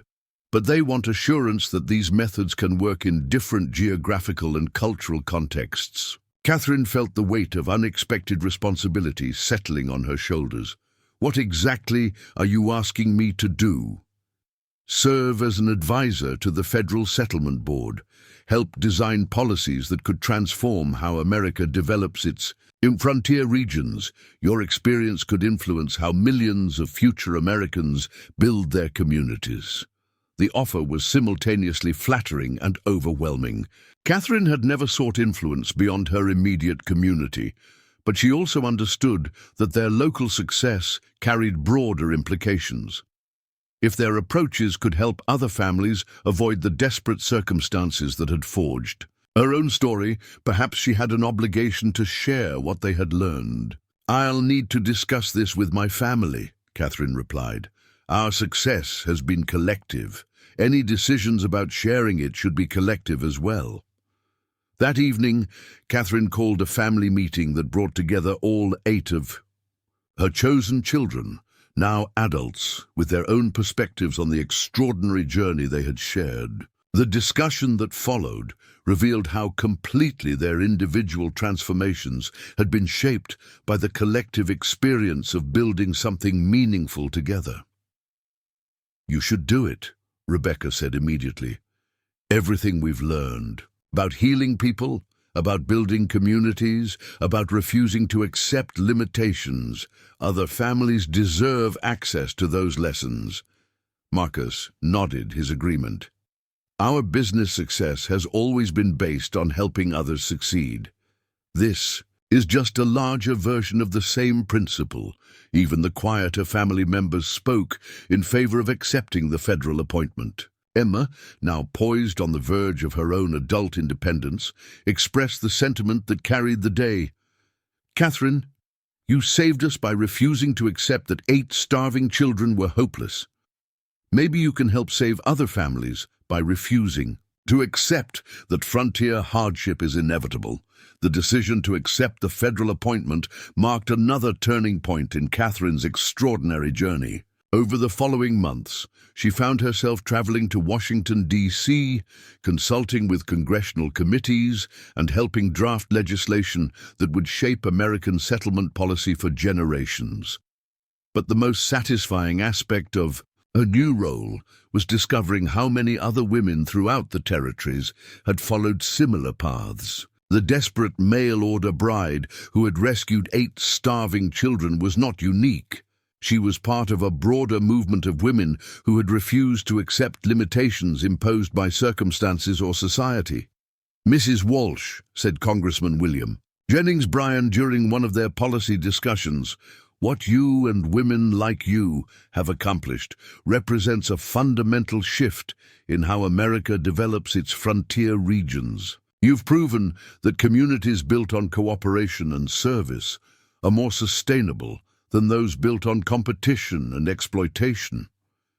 Catherine appreciated the recognition, but her real satisfaction came from the practical results of their policy work. Federal legislation based on their Walshburg model provided funding and support for medical centers, schools, and communication networks in developing territories. Communities that adopted their mutual aid principles received preferential treatment for railroad connections, postal services, and territorial protection. Most importantly, the federal government began actively recruiting women to serve as community organizers in new settlements, recognizing that their approaches to cooperation and collective problem-solving produced more stable and prosperous communities than traditional male-dominated development models. As Catherine's 60th birthday approached in 1895, she reflected on the extraordinary distance she had traveled from that desperate day when she first discovered 8 starving children in Samuel Morrison's root cellar. The mail-order bride who had sought security had instead created security for thousands of families throughout the American West. The 8 children she had rescued had become leaders whose influence extended far beyond their original community. Rebecca's medical innovations had improved healthcare throughout the territories. Marcus's business methods had revolutionized frontier commerce. Lucy's surgical techniques were taught in medical schools, from Philadelphia to San Francisco. But perhaps the most profound measure of their success was something that could never be quantified. The countless families who had been inspired by their example to believe that extraordinary accomplishments were possible even in the most desperate circumstances. Standing in the garden behind the house where 8 frightened children had once huddled in terror, Catherine watched her great-grandchildren play among the flowers that bloomed where tragedy had once seemed to rule. The desperate woman who had answered a mail-order bride advertisement had become the matriarch of a legacy that would echo through generations of Americans who refused to accept limitations on their dreams. She had not simply survived the frontier. She had helped create a new kind of frontier where families could build lives based on hope rather than fear, cooperation rather than competition, and love rather than mere endurance. The mail-order bride's journey was complete, but the world she had built would continue growing long after her story had become legend. Years later, historians would debate whether Catherine Walsh had been an exceptional woman who rose to meet extraordinary circumstances, or an ordinary woman who discovered that extraordinary capability lay dormant within everyone until crisis demanded its emergence. Catherine herself believed the latter, insisting that desperation rather than destiny had forged her transformation from helpless mail-order bride to frontier leader. But the evidence suggested something more profound had occurred. The 8 children she had rescued hadn't simply survived. They had thrived in ways that revolutionized their entire region.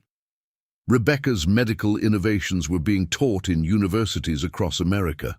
Marcus's business methods had created sustainable prosperity for thousands of frontier families. Lucy's surgical techniques had saved lives throughout the Western territories.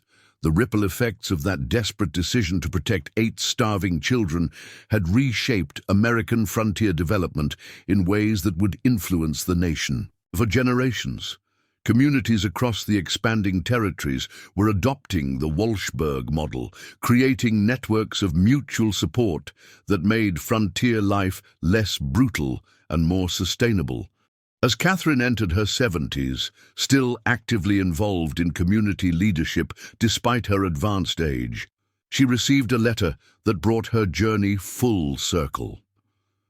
The correspondence came from a young woman in Oregon Territory who had read about Catherine's story in a national magazine and was facing circumstances remarkably similar to those Catherine had encountered decades earlier.